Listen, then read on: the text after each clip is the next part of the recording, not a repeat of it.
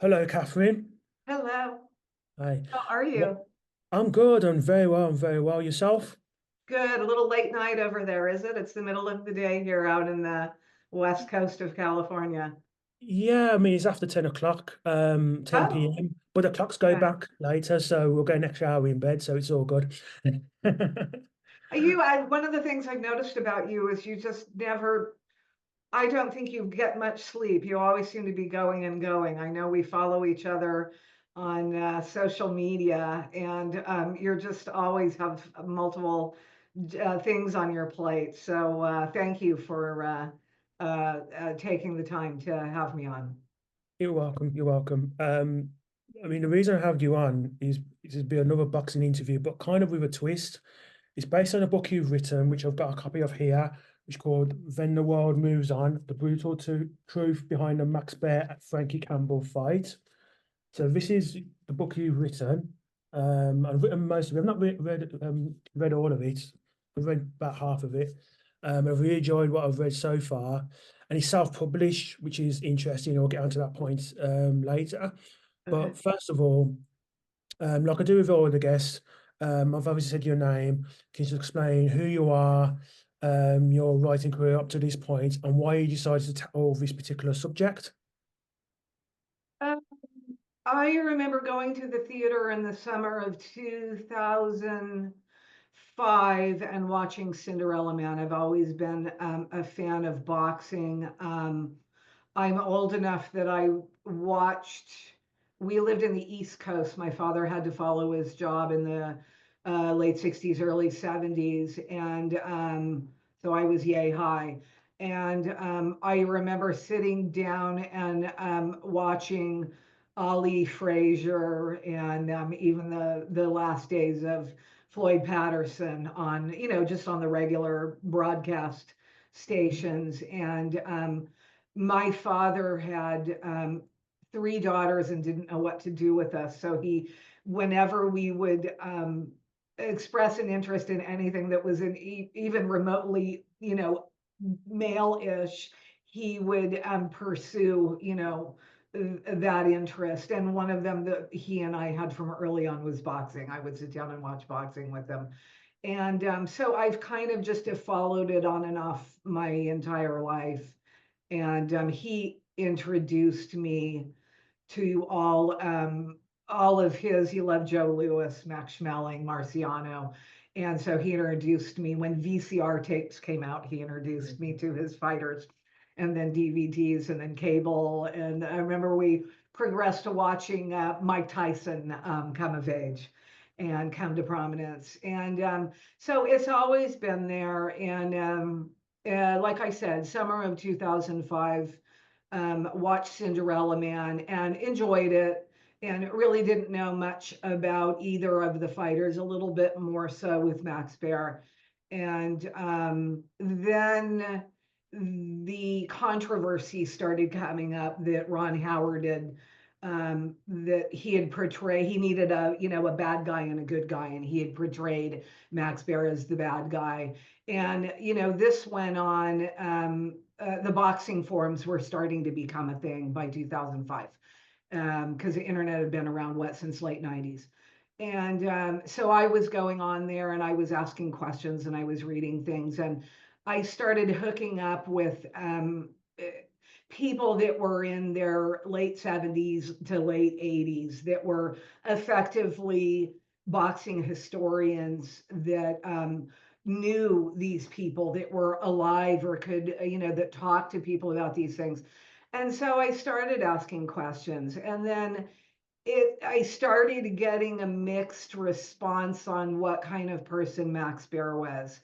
And at my heart, for my entire life since I was a teenager, I've been a genealogist. I do family tree research. And so I know how to, needle in a haystack searches are my thing. They're at the center, they're at the central part of me too. I love the hunt and I love that needle in a haystack thing. So I started digging into this stuff, and then technology advanced, and then pretty soon you have records that are online, or newspaper archives going back 400 years, university archives that were putting all of their records, scanning them online. So the world was opening up that was allowing me as a genealogist to dig even deeper into this stuff.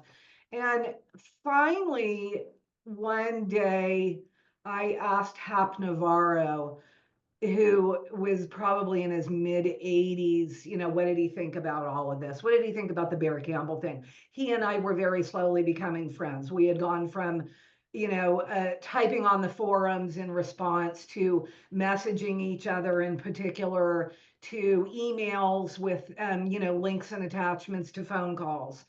And I remember him saying one day, he says, I was friends with Cal Working. And I said, who's that? And he says, well, that was Frankie Campbell's manager.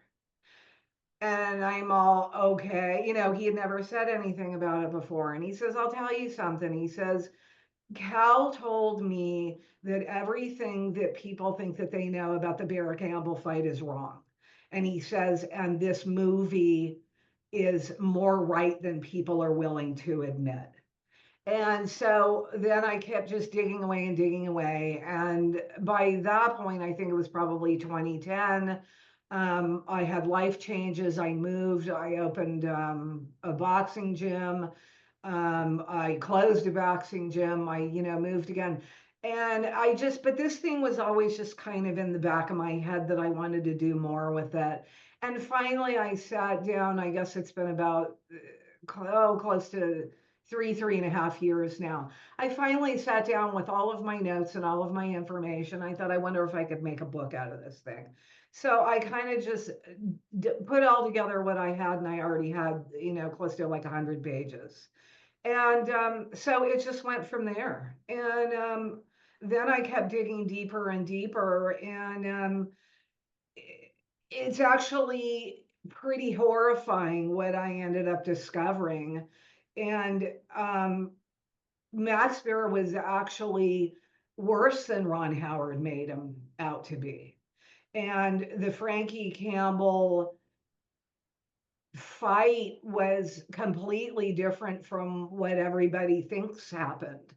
And so that's what I did is September 1st, I finally published my book. And I put it all together, everything that I found. I have over 1,400 sources from, from newspapers, from autopsies, from court transcripts, from federal, state, county records, because I'm a genealogist. So it's like you cross-reference, and you support your premises, or you have things that you suspect, and you put it all together, and you show your work. And so this book is the result of every awful detail that I've discovered. So As I said earlier, you self-published a book. yeah. Was that a conscious decision, or was that due to publishers not willing to publish your work? No, that was a conscious decision. I actually, as I said, I research everything. I mean, it's like before I buy something on Amazon, I research it. Mm. And I actually, to be quite honest with you, went out to a lot of the publishers that were publishing boxing biographies and sports biographies. And my background is sales and marketing, and I really didn't like how these books were being marketed. And it was, and I just felt that I could do a better job of it. And I was comfortable and solid in my research. I have a graphic design background, so I was comfortable, and a technical, like web design background. So I was comfortable that I could figure how to lay everything out, and in ebook and paperback form. And I just knew that I could do all these things myself, rather than having someone come in and tell me, nobody's going to like this or nobody's going to like that. Whereas I felt that I knew my subject well enough. I had put out a lot of information probably about a year and a half before I published the book. going onto social media to kind of see what was being receptive and was not being receptive, what I was being attacked over. And so no, I had people say, that it's just like, boy, this thing is, people are going to be fighting over this to publish it. And I just had no interest in doing that. I wanted to do it myself. And I mean, once again, technology is advanced to the point that these Amazon and Ingram Spark and, all of these places, they make it easy to do. So, yeah. Okay. So let's start with the book. Okay. And with Frankie Campbell and Max Baer, we'll start with Frankie Campbell first. How did each of them get into boxing in the first place? Um, One of the things that you need to know is if you grow up as a boy in the 1920s, boxing was practically baked into your DNA. It was so prevalent everywhere. In those days, people look at boxing now and well, I mean, it's global now, like you and I had discussed earlier. It's global now, and but as early as what, like a decade ago, it was New York, was a biggie, Vegas. But you go back 100 years, 75 years is um, the West Coast and in particular Northern California, the Bay Area, so San Francisco, and also down south in Los Angeles were huge boxing meccas. So um, in the 20s, uh, San Francisco was where Frank got his start. Across the bay in Oakland was where Max got his start. And but going back to boxing being so popular, it was literally a part of everyday life in America in the late teens and 20s. And you had sparring exhibitions were held at virtually every trade union, fraternity club, city sponsored picnic, athletic games, ethnic festivals. Before evenings of vaudeville and opera, you had a pair of fellows would sling gloves for the opening act. Um, San Francisco was once coined the cradle of fistic stars for the number of boxers who either fought there or called the city home. And across the bay, Oakland and Alameda were a lot of legendary fighters. They would train, they would go fight in San Francisco, or they would train and they would go fight in New York or Reno, after a certain point. But you had John L. Sullivan, you had Stanley Ketchel, Jim Jeffries, Peter Jackson, Jack Johnson. They regularly came to town. Jack Johnson would bring his racing cars and he would race through the streets of San Francisco and then stop in front of like grammar schools, like kids would run out in a group, stop at grammar schools and chat with the kids. And so that made an impression.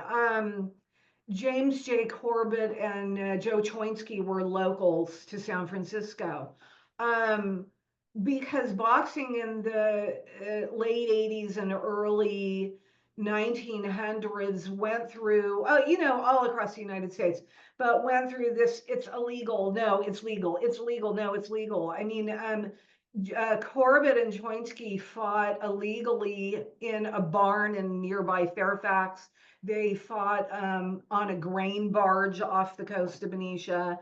So San Francisco was just going back to the gold rush in the 1850s was just, just a boxing mecca. So going back to Campbell and Baer, Campbell got into boxing as a profession pretty much by accident. He liked to challenge himself in all kinds of physical activities, and he pretty much excelled in any sport that he put his mind to. So he was a swimmer who regularly rescued people caught up in the currents of the Russian River nearby to the north of San Francisco in the North Bay. He had supposedly had a fearsome backhand in tennis. He dribbled a basketball like a yo-yo. I found a reference where it said that his hard shot off the golfing tee was once compared to golfing great Gene Sarazen. Gene Sarazen evidently was famous for a 235-yard shot heard around the world that won him the Masters tournament. So he was just very strong. He wasn't very tall. He was about 5'10". He was, I think, at the highest weight Frankie Campbell was maybe approaching 190. But I think more importantly, growing up, Frankie had to defend himself against an abusive father who beat his sons with chains for playing marbles, who held them against the wall and punched them about the head. And there was a story that I was told by Frankie Campbell's real name was Francesco Camilli. His brother was Dolph Camilli. Dolph Camilli became a famous Southpaw first baseman. He was MVP in 1941 um, with the New York Dodgers. He played with the Cubs, Chicago Cubs, Philadelphia Phillies, yada yada yada. So, anyways, when Frank was 15, he walked through the door, and his 13-year-old brother, Dolph, his father was holding him against the wall and beating the crap out of him. And Frank had finally had enough, and he hit his father hard enough that he knocked him out cold. And he dragged his brother out of the house, and they were effectively homeless. So he was not only fighting his father from a young age, now he was homeless, and he was fighting other kids and adults for food. He was fighting them for shelter. There was a story about that Dolph when he was, so they were both homeless. Dolph was 13 and he was working on the docks in San Francisco at 13. And he was crawling under the steps, like he'd go up the steps and there would be like an area. He was crawling under like a hole under there and sleeping under there on gravel. So they were fighting for food, fighting for shelter. So, I mean, they both became very hard young men. Um, so anyways, at one point, Frank effectively just wandered into a boxing gym one day just to give it a try. And eventually he progressed to sparring in the ring. And the gym manager had been watching him. The gym manager eventually became his first manager. And the gym manager was watching this guy and saw how aggressive and powerful he was, and dangled a $20 purse and said, "Would you like to fight a pro fight and see how you do?" And keep in mind, this was 1924, where the average wage for, say, a laborer in California was like $1 a day. So for him to offer him $20, that was a big deal. So, he knocked the guy out in the first round. And then, he got him another fight and he knocked that guy out in the first round. And it just kind of was progressing. And he was just very aggressive, always moved forward, thrilled the fans, and he became a fan favorite. And the venue owners knew that he was going to sell out the seats wherever he fought. So he was very popular in his district, and then he became very popular across San Francisco. So that's how he got his start. And Max Baer he also played in several sports as a kid, initially in the state of Colorado, where he grew up as a preteen. And the state of Colorado is where you find the Rocky Mountains. And and then later the family moved out to the kind of like the flat farmlands and the grazing lands of Central California as a teen. And but he never really pursued any sport at length. He played football, he played baseball, but he didn't really like team sports. And Max was there was a story that I couldn't confirm, where he hit supposedly in a baseball game, he hit a baseball 600 feet out of the field and into the dark recesses of this huge fruit packing plant. And oddly enough, I don't know if people know this about Max Baer, is when he was a kid, he was a complete coward when he was growing up, and he literally would run away when another kid would challenge him for a fight. Um, he would run home, and these kids were hot behind his heels, kind of like pursuing their prey. And he would run home, and he would run through the front door, and his eldest sister would come out and fight these bullies.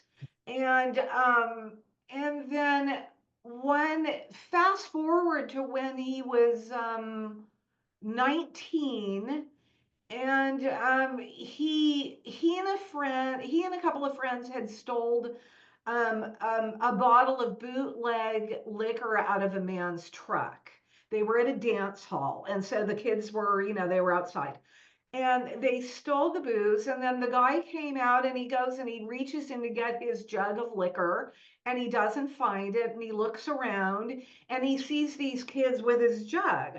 And so he goes over and he challenged Max was the tallest, the biggest of the group.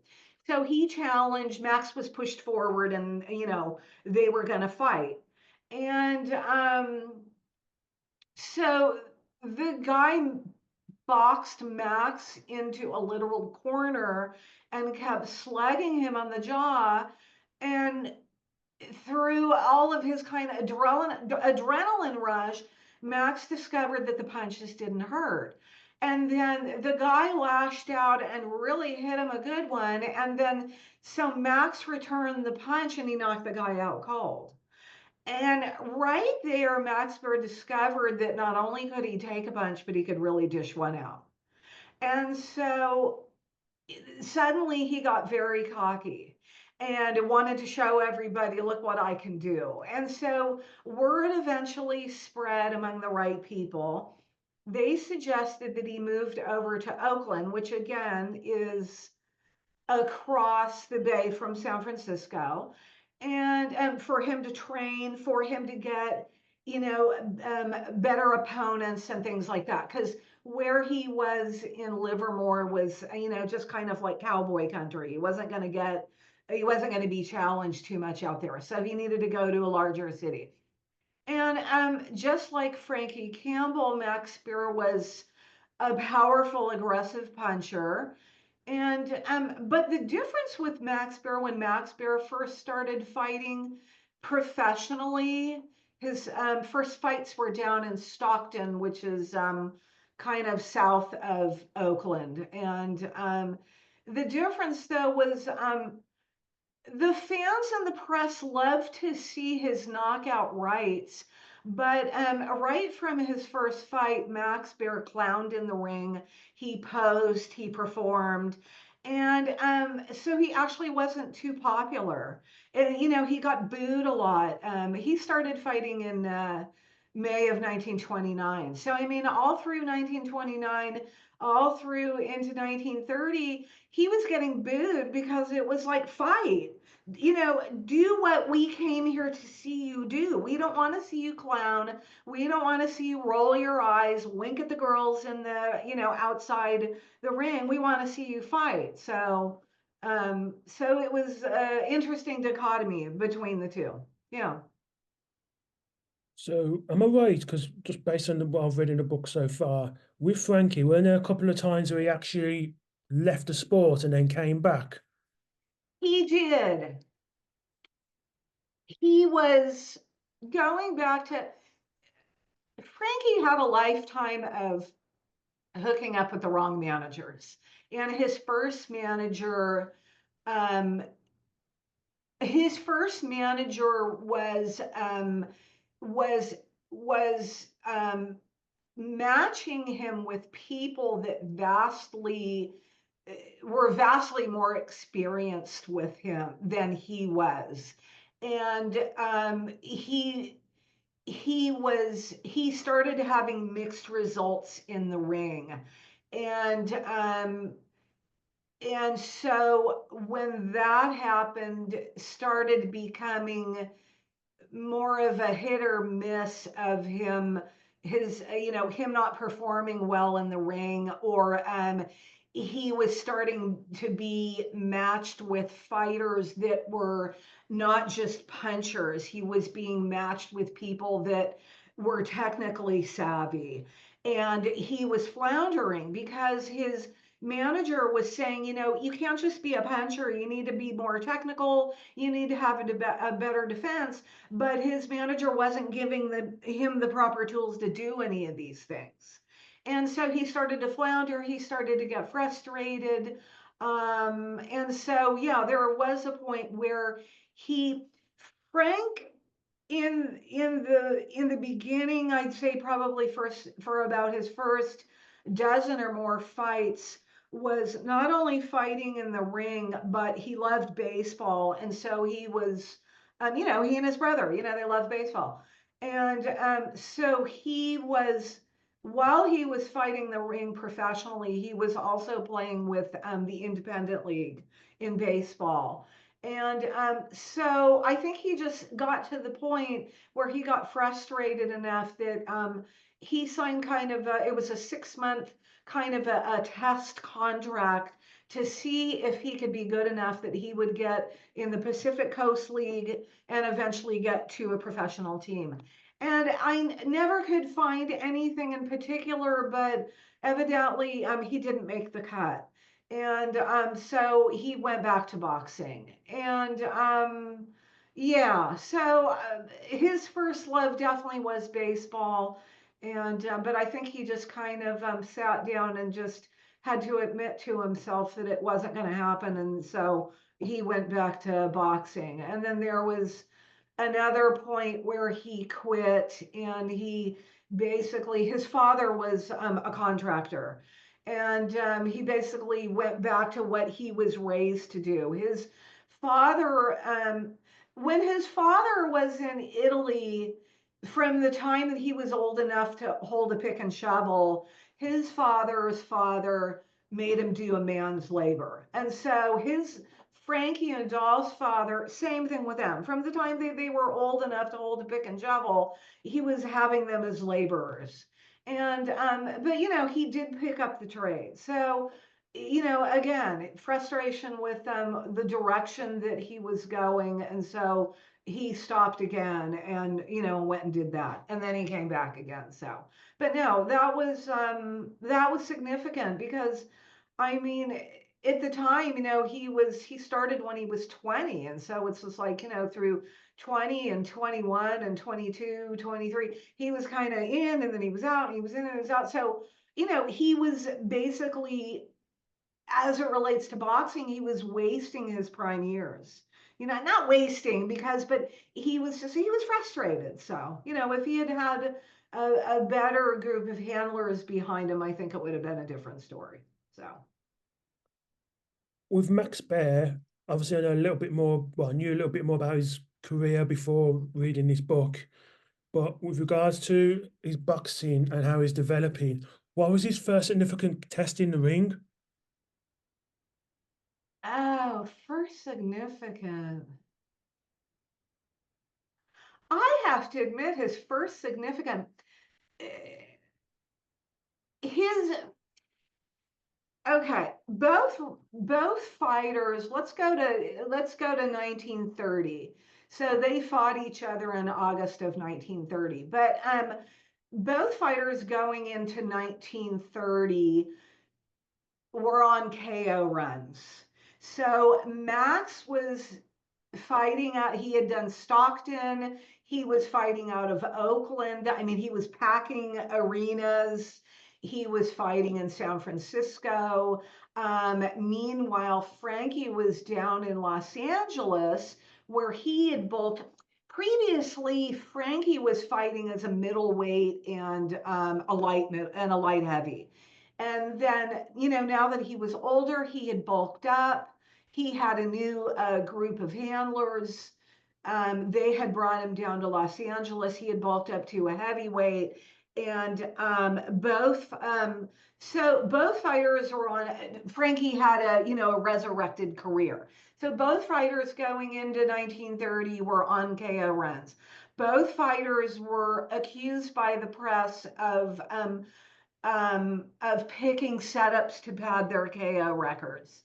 Both fighters were thought to be on their way to a title run. So it was for there to be the Baer Campbell fight. It was slowly getting to the point where it was the crowds and the press were demanding that fight. They suspected it was going to be fight of the year when the two met. As I said, it was after whoever won this fight was going to go to the East Coast for bigger purses, better opponents, and eventually shot at the title. So it was a pivotal fight for both of them. But to go back to your question, so they fought in August of 1930. In May of 1930, Frankie Campbell fought a solid heavyweight named Les Kennedy.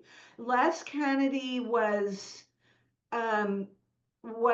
more of a technical boxer, but in the last year or so, he had started to add some solid slugging to his repertoire. And Les Kennedy was actually very, very popular down in Southern California at the time. So Les Kennedy and Frankie Campbell met in May of 1930. Frankie Campbell won the fight.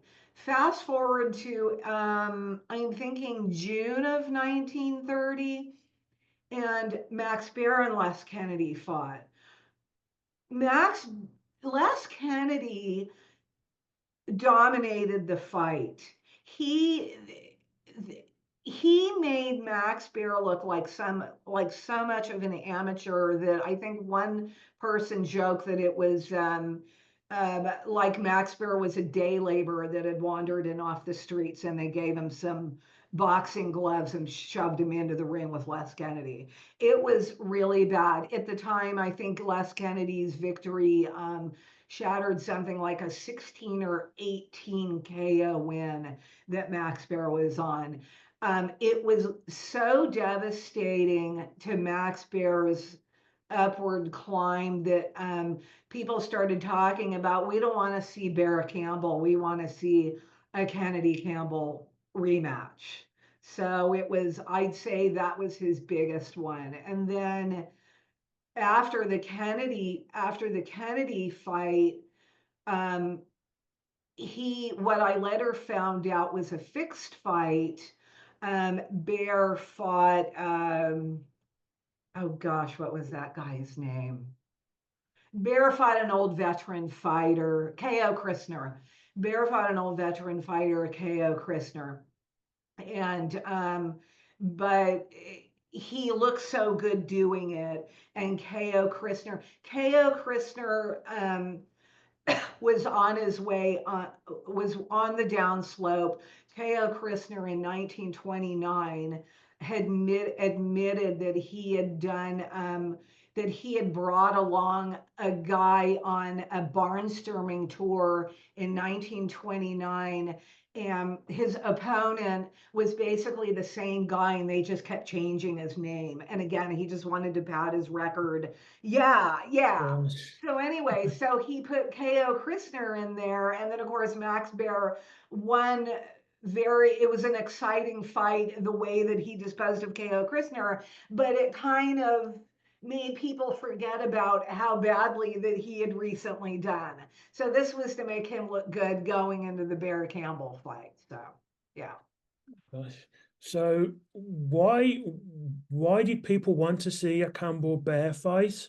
Why was it about those two boxers and their records up until the point they met that people thought actually this would be a really good fight? Might get a lot of like a high gate receipts from it. I think it was a natural trajectory for them to meet. Um, they really were the two most exciting fighters in their regions. Max, it was at that point, it was kind of like a north-south um, um, uh, Max was in Northern California, Frank was in Southern California. So it was kind of what, what's the better region? Um, I think most importantly, though, Jack Dempsey had proclaimed them the two top heavyweights on the West Coast, had stated that whoever won the fight was, I could see either one of them taking the title. They're going to have to go to the East Coast and, and fight people, get better opponents there, bigger purses, all of that stuff. They were both sluggers with somewhat shoddy defense. Max had his deadly knockout right. Frank had a debilitating left hook and a finishing right cross. And so, fans in the press, it's what everybody wanted. So it was as simple as that. So we'll take it up now to the fight itself. But before I get into the ring, obviously you've got the promotional build up. What was that like? Um, the promotional buildup was I actually went back to earlier press coverage of other fights, what we would consider legendary fights. And I have to say, it's like the press coverage of this thing, obviously in California, but the West Coast and, even across the nation and into Canada was huge. I mean, both of them were just on the precipice of whoever won it was expected they would go on to great things. Um, the funny thing about the Bear Campbell fight is what people think they know about the fight, if it's only from the movie Cinderella Man, that you don't know at all what actually happened. So, okay, let me give you some background. This was Frankie Campbell's 37th battle. He had three simple goals going into this thing. He wanted to thrill his fans the way he always did. And without exception, except for one fight, so that would be what 35 of his 36 fights, going into this one, was he just thrilled his fans. He always gave his all going into these things. But he had three simple goals. So thrill the fans, um, know that if he just kept working hard and won this fight, that he was going to take it as high as he could go. And he had firmly believed that he was going to take the world heavyweight title one day and provide a good life for his family. He had an 8-month-old son, and his wife was pregnant with their second child. And then again, he went into it really positive, knowing that he had beaten Les Kennedy, and the Les Kennedy had done a number on Max Baer. So he, knew what he needed to do, and he had a plan in place. And then Max Baer, a lot of people think that I don't know how many fights people generally think that Max Baer had going into this one, but the fact is that this was Max Baer's 27th fight. So he was not remotely a novice. So claims by him, claims by his handlers, claims by other people, general perceptions that he was too green to know how badly that he had Frank hurt our lives. Um, Jim Jeffries engaged in only 21 fights during his entire boxing career, and 7 of those were title defenses. So Max Baer was not a novice going into this. He may have been crude and, still fine tuning things, but he was not remotely a novice. Another thing going into it is the misconceptions about Max Baer is that he didn't take fighting seriously. He already was not taking fighting seriously. He already did not like to train and did not like to train adequately. He already just wanted to close the nightclubs down, buy another luxury car,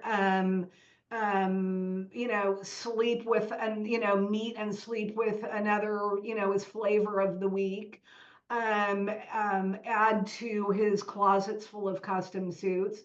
Um, Contrary to claims that he only started to clown around in the ring kind of as a defense mechanism after he killed Frank, he clowned from the beginning. And as I said, fans found it offensive.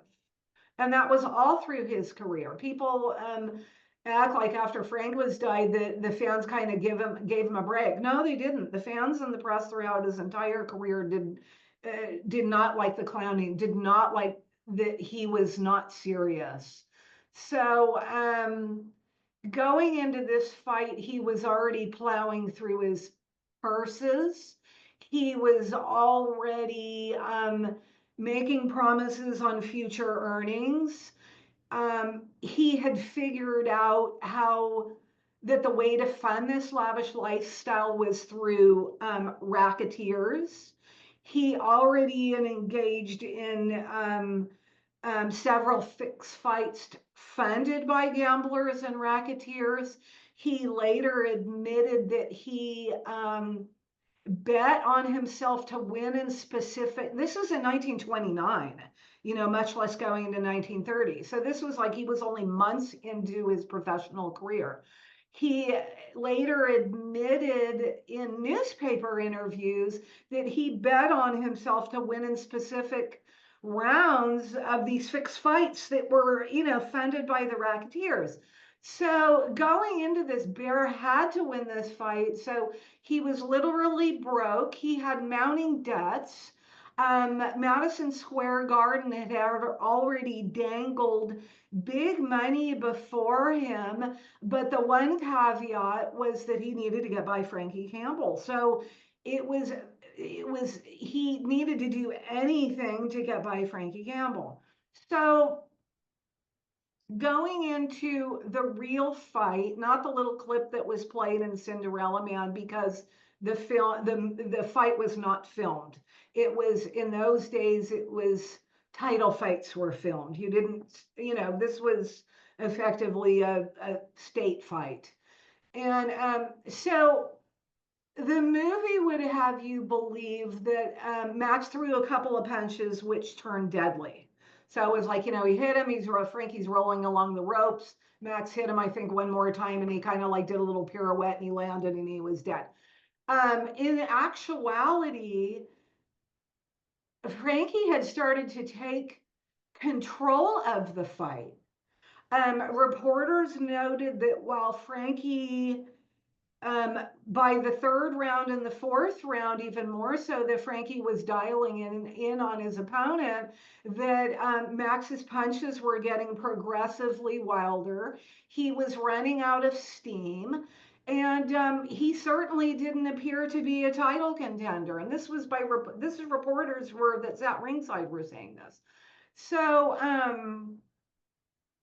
the most important thing that people need to realize in Frankie's Campbell death, his death in the ring, and I have ample proof of this, is that it was not an accident what Max Baer did. This was a lengthy and deliberate act, allowed by a crooked referee and a crooked boxing commissioner. In what I call the fatal fifth round. So Frank's taking over the fight in the third and the fourth round. The fifth round was the round that the racketeers had bet that Frankie was not going to survive the fifth round. So In the fatal fifth round, Max pressured Frank into a corner, punched him, and knocked him unconscious. And then Frank got caught up on the ropes. So he was in the corner, his armpits were over the ring ropes, and he was dangling there unconscious. Um, this was obvious that he was unconscious to ringside reporters. This was obvious to the guy that was sitting in the back row of a baseball park that held over 35,000 people. And but Max propped up the body against the ropes.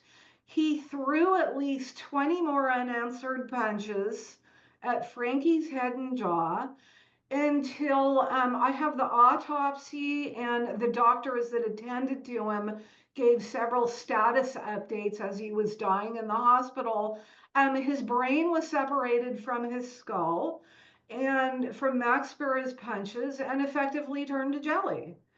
And as as Frank started, as his knees buckled and he started falling to the canvas, Max purposely followed him down to pummel him some more. Um, when the referee finally got over there and pulled him away, Max fought the referee to go back and hit Frank as he was bleeding on the canvas with spinal fluid dripping out of his ears. He fought the referee to go back there and hit him some more. So it's nothing like anyone thinks they know. And it's like this is all in cited sources in the back of the book. This is all reporters that observe this, that talk about this. And I found two reporters that said that it seemed to them, they might have been being kind of like facetious, like, my God, it went on and on and on what Max Baer was allowed to do. But they said that the referee stood by for a minute and did nothing while Frank just beat an obviously unconscious man to death. So, yeah. Oh, I'm just wondering, you talked about the ref there, and you said he was crooked. You've described how obviously it took a while before the ref got in there and stopped it. Yeah. But there might be some people say, well, that's not necessarily a referee being crooked, that's more being incompetent. So what other evidence is there that the ref was actually crooked in that sense, not just an incompetent ref? Once again, okay. When Frank died, Max was charged with involuntary manslaughter. And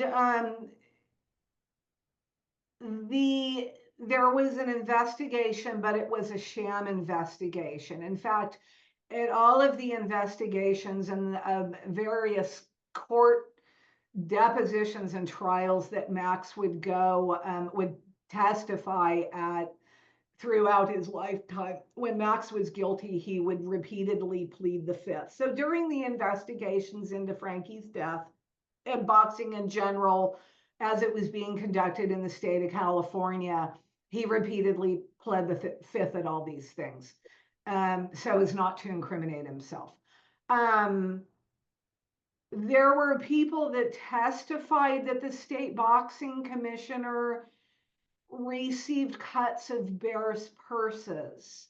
And I go into it in detail during those fixed fight investigations, those previous fixed fight investigations, where you can see that the same boxing commissioner, Charles Trong, who it turns out was getting cuts of Baer's purses, you can see where he's shielding Max from any kind of consequence when he was, when he was involved with gamblers and with these fixed fights. The referee, Toby Irwin, was said to be a favored pet of the commissioner, who sent him around the state to referee other fixed fights. I found articles of reporters who overheard him directing the action in fights that he was refereeing or that it later determined he had placed bets on. The referee, going into this fight, the referee was literally awaiting sentencing for forgery and check fraud convictions because he was in dire financial straits. So he was ripe for a bribe going into the Bear Campbell fight. The referee admitted that he kept the fight going and reported and ignored Max's repeated grievous fouls of Frankie Campbell, fouls that, per the rules and regulations of the State Athletic Commission, should have resulted in Max being disqualified, from the fight. Um, but and then Toby Irwin admitted that he was aware of the fact that the racketeers didn't want wanted Frankie Campbell to last to the 5th round, but no more. No earlier, no later. He had to be done in the 5th round. So there's things that I go into in the book, in particular the second round of the Bear Campbell fight, and there were just grievous fouls, and Irwin ignored it. And even reporters said that, you could tell that he was stringing this along until the 5th round. So it was obvious to everyone what Tony Irwin was doing, and he even admitted that he was doing it. Frankie's manager, Cal Working, testified at the trials that he had begged Charles Trong, the state commissioner, on no less than 5 separate occasions. We do not want Toby Irwin to be the referee. We won't get a square deal if Toby Irwin is the referee. And he said every time the commissioner said, I'll do what I want. And Cal Working testified at these investigations and before the grand jury trial that Toby Irwin and the state commissioner were all in league with the gamblers, and they had their own little corner fiefdom to make sure that the boxing went the way that they wanted it to go. Cal Working stood up in the middle of the grand jury trial and pointed to the boxing commissioner and said, "Now see what you have done. You killed Frankie Campbell." So, I mean, it went to a level of things that people have just been ignoring for decades. And it's, so again, I wanted it to come to light. At trial, there was a woman. This woman had no skin in this game. She was a woman in a parking lot in Oakland that was getting out of her car to walk across the parking lot to go pick up her husband, who managed a cigar shop a couple of blocks away. And she testified at the grand jury trial that she overheard a group of men arguing, one of which she later ID'd from photos in the newspaper to be Max Baer's father, Jacob Baer.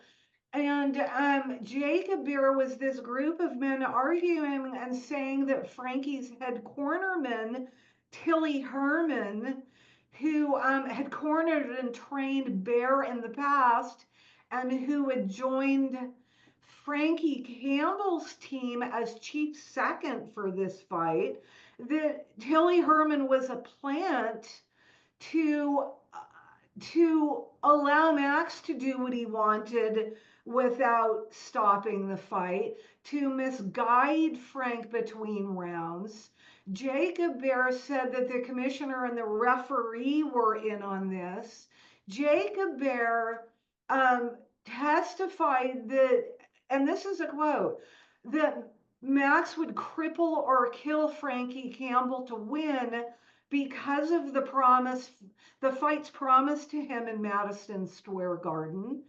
Um, the district going, the district attorney who led the grand jury trial was notoriously crooked and took bribes to ensure or prevent guilt or innocence. The district attorney was buddies with the Charles Trong, the state commissioner, who was getting cuts off of Baer's purses.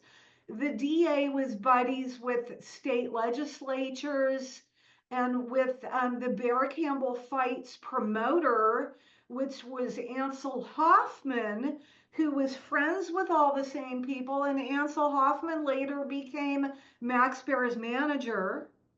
And Ansel Hoffman was the middleman when New York gangster Oni Madden, who was said to have written the blueprint for the mob taking over the East Coast, for the mob taking over boxing on the East Coast. So Ansel Hoffman was the middleman when Oni Madden bought a piece of Max Baer's contract at the end of 1930. So, at the end of all the trials, the grand jury stated that the racketeers had been trying to intimidate them. The they stated publicly, which a grand jury did not do then, but they made a statement that Baer and the referee and the commissioner were that they felt that they were guilty, but because of the way the boxing regulations were written, it didn't address racketeers and gambling and stuff like that. Because the state legislatures and the commission had circled the wagons to protect their own, that under the current laws they couldn't indict these people for anything. They wanted Baer to be indicted, and they wanted um, a referee, Tony Urban, to be drummed out of boxing. They wanted the state commissioner to be let go of his job, but there were things in place that did not allow them to do that. James Jeffries said that Baer was guilty. He wrote this very lengthy opinion piece that said what Baer did was unsportsmanlike, vicious, and uncalled for. Legendary sports columnist Robert Edgren said what Baer did was no accident. Um, Edgren said of the 1,500 fights that he had sat ringside, going back, I think, from the 1890s, that it was the worst piece of brutality that he had ever seen. So, yeah. How long, just go back a bit, how long after Frankie Campbell was unconscious in the ring and the referee stopped the fight, how long after that point, what did he receive medical attention? He had, let me think, he had, a lot of people said that one of the things that made it into the paper is that he lay there for 30 minutes without medical attention. And what it was is he lay there and he actually had there were no ambulances in those days standing by. There were no ring doctors standing by in those days. So he was laid there for about 30 minutes, but there was a ring physician. He was like he had been a ring physician before. He came in, he was in there within moments and, tried to use restoratives. A family friend, a friend of the Camilli family that was a doctor came and tried to offer assistance. So there was various people.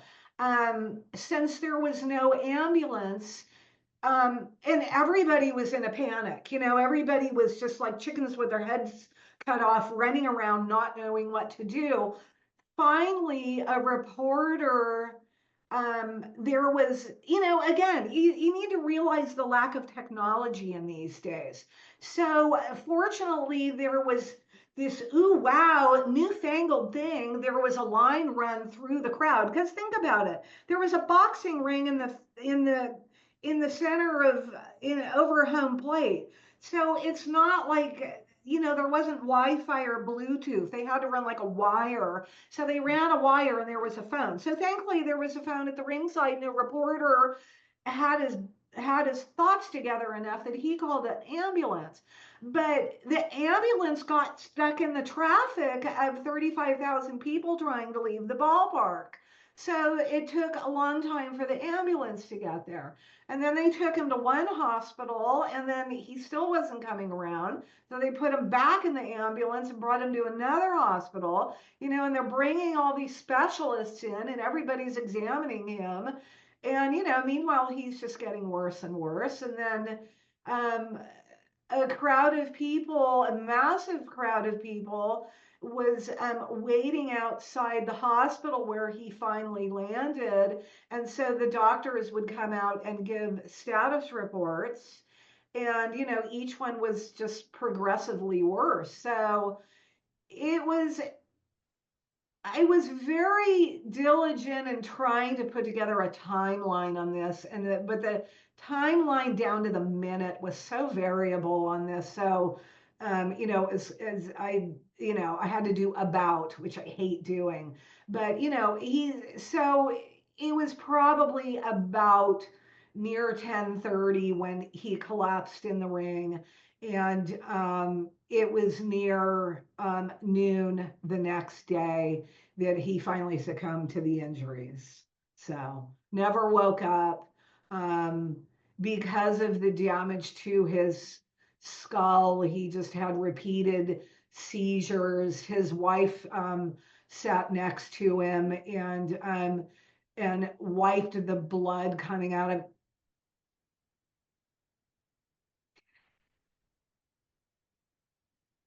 wipe the blood coming out of his eyes and the spinal fluid dripping from his ears. And yeah. Okay. Okay. So you talked about just talked about that. We talked about the court case as well. What happened in regards to, and we'll start with Max Baer. What was the aftermath of that? Because I know he fought for and won the world heavyweight title. After that, how long after the Frankie Campbell fight did that occur? Um. Oh, you mean like his first fight after Frankie Campbell? Yeah, well, it was not just his first fight, but also because I know he won the world title as well. I think he beat Yeah. Primo Carnera, I think. Yeah. How long was it? Okay. A couple of things about Bear, and then I'll kind of go through and cover some highlights of his career. Um, One of the things and this is like, virtually any human, but I think especially public figures, is um, just because Max Baer could publicly crack jokes and be pleasant for 30 seconds to someone seeking an autograph didn't necessarily mean that he was a good man.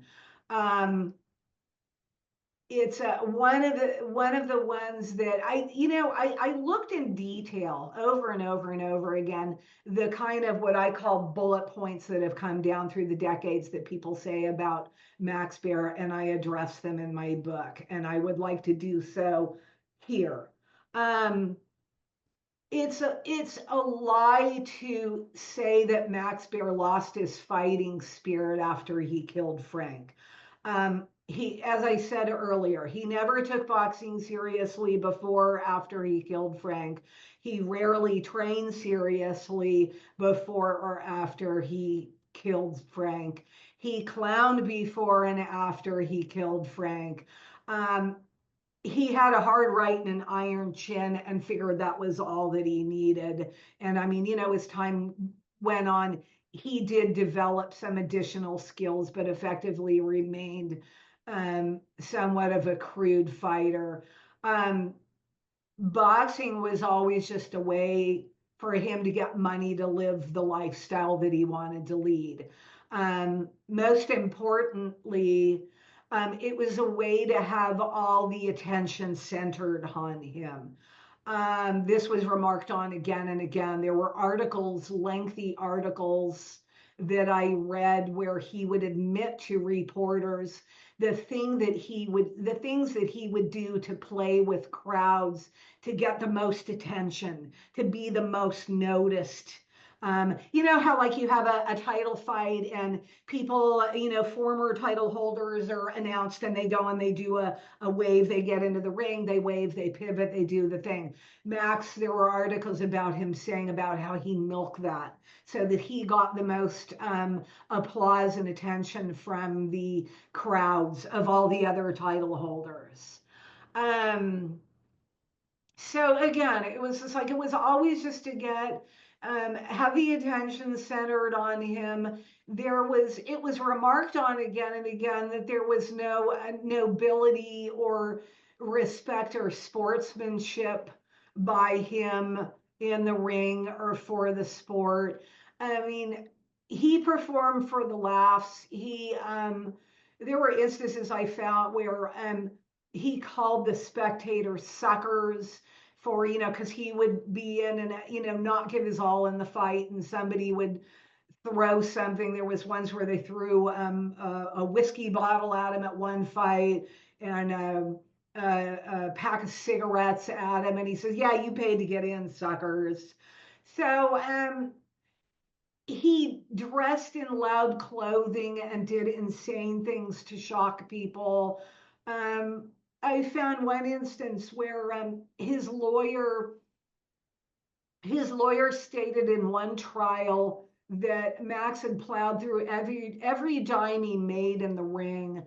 And I think that was like in 1932, 33. And I mean, going back to 1929, it was effectively at that point, like $1 million, and he had nothing to show for it. And while the lawyer was arguing his case in a courthouse before a judge, Max snuck up and gave his lawyer a hot foot and then put chewed gum in his hair. So, again, it was all, he didn't take anything seriously. He just wanted, it was just always to have, he was just desperate to have all eyes on him in and outside of the ring. And it was just, boxing just gave him the attention that he craved. Um, I'll never understand when people say that Max was never the same vicious fighter and pulled his punches after he killed Frankie Campbell, because all evidence points to the opposite. We have film that, points to the opposite. Um, he lost his first fight, which was 4 months. People like to say, oh, he was so destitute about the whole thing that he didn't fight for another year. I found information that they were 4 days after Frank was dead, they were already confirming with people at Madison Square Garden that he could fight somebody and put it into place. I found transcripts. There are transcripts from the New York State Athletic Commission going back to the 20s and the 30s, and I found the original transcripts where it talks about getting Max into New York to fight and all of the issues that arose around that. For example, so Frank died in August of 1930. In November of 1930, I found in the State Athletic Commission records that they were trying to match Max Baer with Jim Braddock in December of 1930.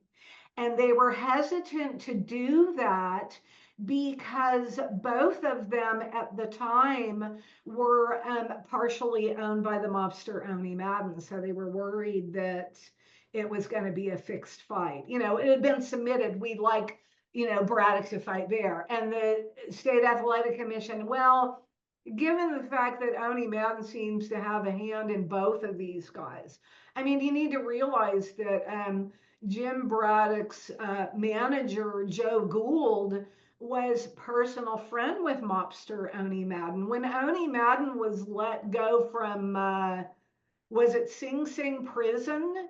Joe Gould was the guy that picked him up and brought him home. You know, so these guys were, you know, these were all, you know, like I said, they were just all intertwined. And um, but going back to, see, I sidetracked. Going back to Baer, when Baer, so they finally put a fight in place at Madison Square Garden for 4 months after Frank died, and that was against Ernie Schaff. And he lost the fight. And I know that people like to say that he appeared to pull his punches, but even Nat Fleischer said that it didn't appear that he was pulling punches. It just seemed that he was not in shape, that he was against more experienced or more serious, more hungry fighters. It was noticed that once he went to New York to train, that he was not training. He actually gained weight in training camp for the first Ernie Schaff fight because he shunned road work. Um, so you know he lacked the stamina necessary to go 10 rounds of hard fighting with people who were serious. But even during the first Ernie Schaff fight, um, ringside reporters noted that in the ring he had a destructive spirit. They noted that the man in front of him is not merely an opponent, but an enemy to be destroyed. So that, you know, 4 months after Frank's death, and I go into detail day by day of what Max Baer was up to in the hours and days after Frank died, and he was not just utterly destroyed by the death. Um, um, he enjoyed, by 1931, there was the remark that he enjoyed hurting King Levinsky. Um, there was, he, Max Baer fought Ernie Schaff in a rematch, I think in what, 32? I think it was 32. And then Ernie Schaff went on to fight Primo Carnera, and yeah, that's it. And 33, and Carnera, everybody noticed that Schaff was not himself, and Carnera basically pounded on him for numerous rounds, and then they said, you know, light tap seemed to, you know, knock Schaff out cold. Schaff ended up dying, and who was it? I think it was Damon. No, one of the biggies, one of the big writers.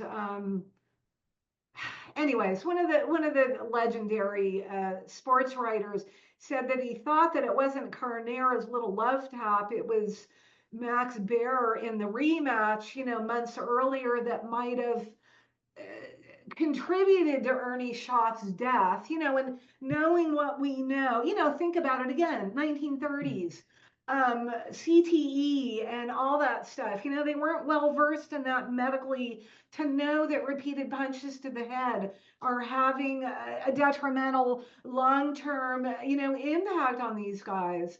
And so, you know, Max Baer himself went back and forth whether he thought he had a hand in Ernie Schaff's death. I mean, not an intentional. I don't think what he did to Ernie Schaff was an intentional, I'm going to do this in the hope that you die. You know, not like the intentional pummeling that he gave Frankie Campbell. But um, another one too was, you know, watch the watch the Max Schmeling fight. He brutalized Max Schmeling. He, had him up against the ropes, and Max turned his back. And, watch the last couple of seconds of that fight. And he hit him in the back of the neck, just like he did Frankie Campbell. There's a lot of articles going through Max Baer's career where the things that he did that to his opponents in the ring, they said, "Oh, just like he did to Frankie Campbell. Oh, just like he did to Frankie Campbell." And one reporter after the Max Schmeling fight said that he was sure that he was about to see a murder as he watched Bear fell his way through the Max Schmeling fight. Um, um, when Max Baer fought Primo Carnera, I found no less than 8 reporters of major newspapers that observed that Max spat in Primo Carnera's face. He spat on his chest. He spat on his feet. Um, this was during a title fight, and Max Baer admitted to an audience in Oakland a few months after he won the title. He admitted to an audience of 300 people that he was on drugs to fight Carnera. And then when people said, "Well, you really should say things like that," it was all over the news.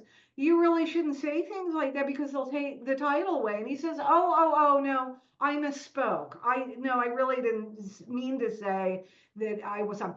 They used to use small amounts of so crude methods of illegal stimulants back in the day. And one of the ones that they used was strychnine, and it would amp up their central nervous system. And so he said that he admitted that he was on strychnine when he fought Chimera for the title. Um, both one of Max's trainers said that he had been fighting high that Max Baer had been fighting high on illegal stimulants since he fought the rematch of King Levinsky in 1932. Um, these kind of things were prevalent enough that both Joe Lewis's and Jim Braddock's handlers, prior to Max Baer fighting them, went to the boxing commission and asked that Baer and his handlers be watched so that he wasn't allowed to take drugs, so that it would be a level playing field when he fought both of those fighters. Um, a reporter, can't remember, I think it was the New York Daily News.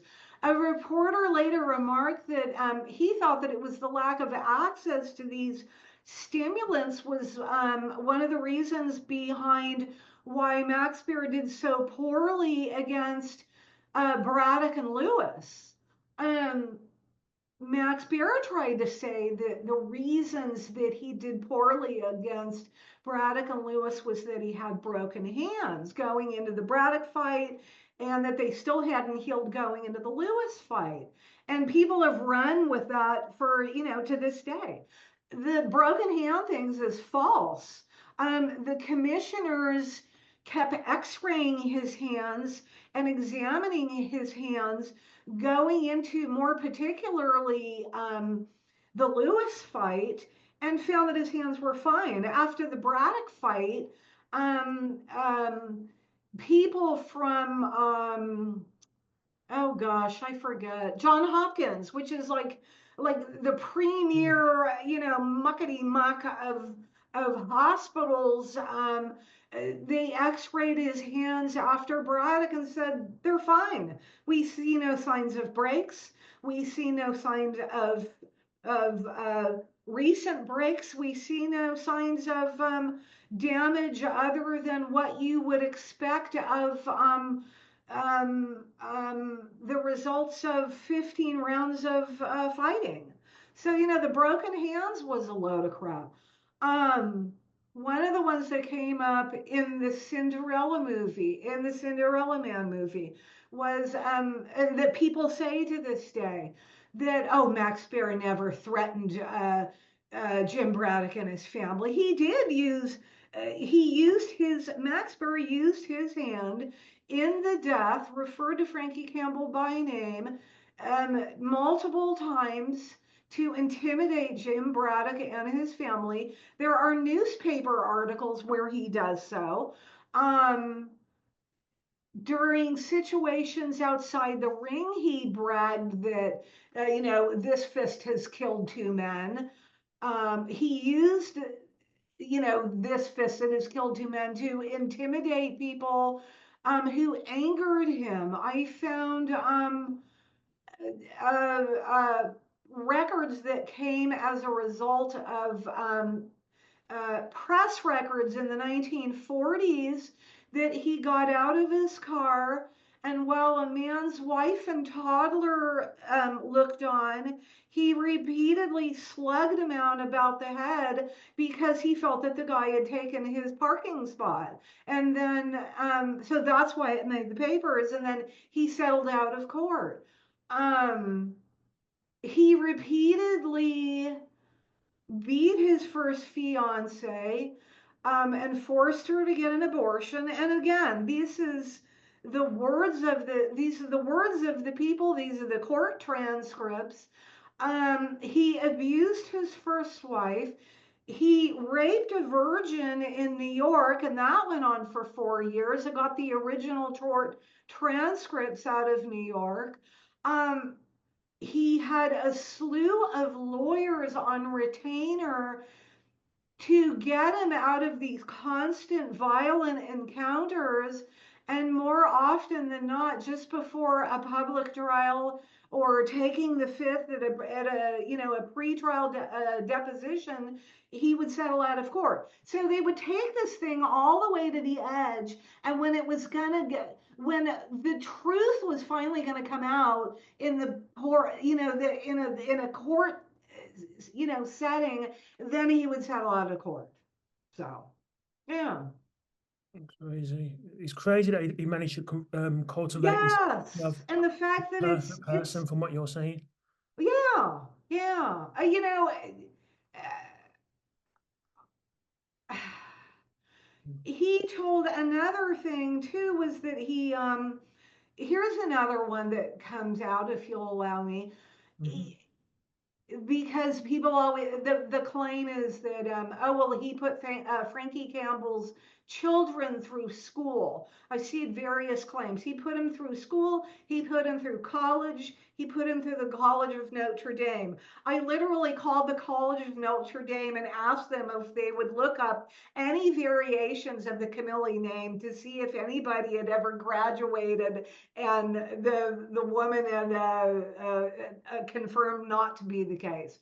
Um, he never met Frankie Campbell's son, but he told horrific lies about his interaction with Frankie's family, who all, by the way, believe that he intentionally and knowingly killed Frankie.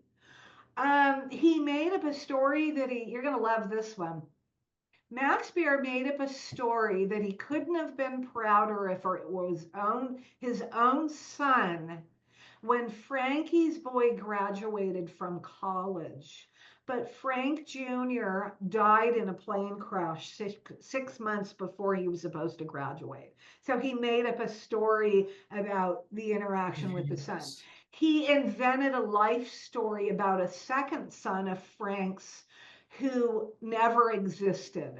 Um, Frankie Campbell had one son. His wife miscarried the second child during the manslaughter trial, that Baer, you know, the Baer's manslaughter trial. Um, so the claim that Baer put Frankie's children through school is a lie. Um, um, he lied that he and Max Baer lied that he gave part of his purses or engaged with in several benefits for the Camilli family. He did one benefit and he literally had to be shamed by the press and the California Boxing Commission over 7 months to actually do the one um, um, benefit that he did for the widow and the boy, and that took what, 5 years before he ever did it. Um, Chris, it's unconscionable how little of the truth about Max Baer in and outside of the ring has been written to date. Um, I mean, the guy couldn't shut up. So it's not like there is an ample of information directly from his mouth as he contradicts himself, as he lies, as he makes it up. You can follow the trail of him doing this. Um, he I feel like writers have just got, I've had a couple of writers admit this to me privately, that they basically have gone back to the same surface of the well over and over again, the same books, the same articles, the same online posts and forums by people that are supposed to be in the know. And as a genealogist who will follow the truth anywhere it leads you, I didn't just skim across the top of the well. I rode the well bucket down to the muck at the bottom to figure out what the truth is on this thing. Nobody is bothered to dig deep enough into the original records and piece the truth together about what a horrifically cruel and manipulative liar this man was. You've kind of answered my, I know coming towards the end, you kind of answered one of my final couple of questions, which is Oh, you've had a couple of writers come out, well, speak to you privately about this. With regards to the publicity of this book, how have people received it in general? Have some been in denial? Have some said, yeah, we agree with you, but decided to do it privately? Like, how has the boxing community received this book?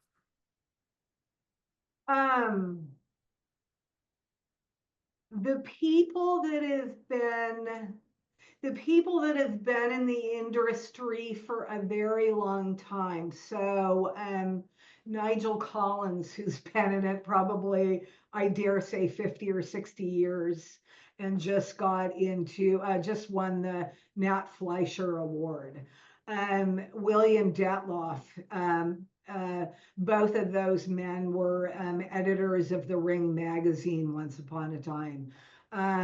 Clay Moyle, who has written several boxing biographies, Ron L. Jackson, who is Jackson Jr., who has written several biographies, people that have been boxing historians, people that have been in the industry for a long time, and it's that I've communicated with about this, that either I reached out or they reached out, have been very supportive.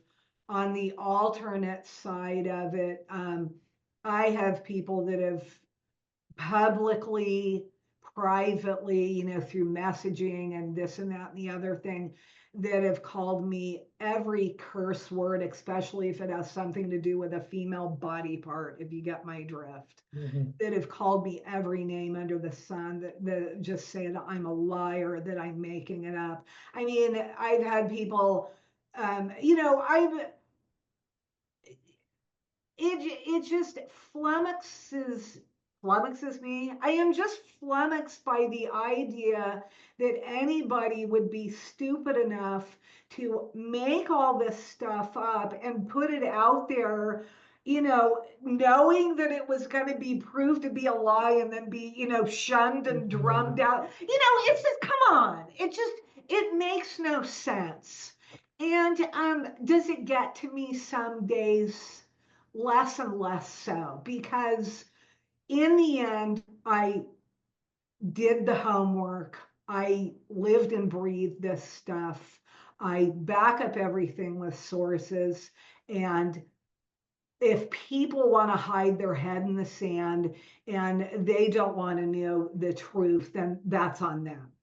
But it's like if people want to know just how awful the Bear Campbell situation was and want to know the truth about just all of it, then it's give it a chance, because it's like it's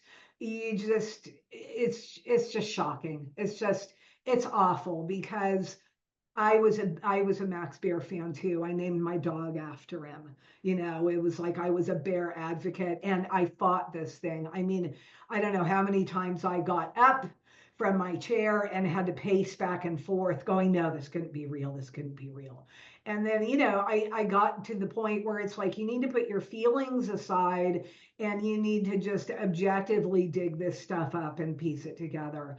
And I have just been especially diligent of understanding it. I mean, my boxing friends just laugh at me because I'll just I'll just ask the most just oddest question out of the blue.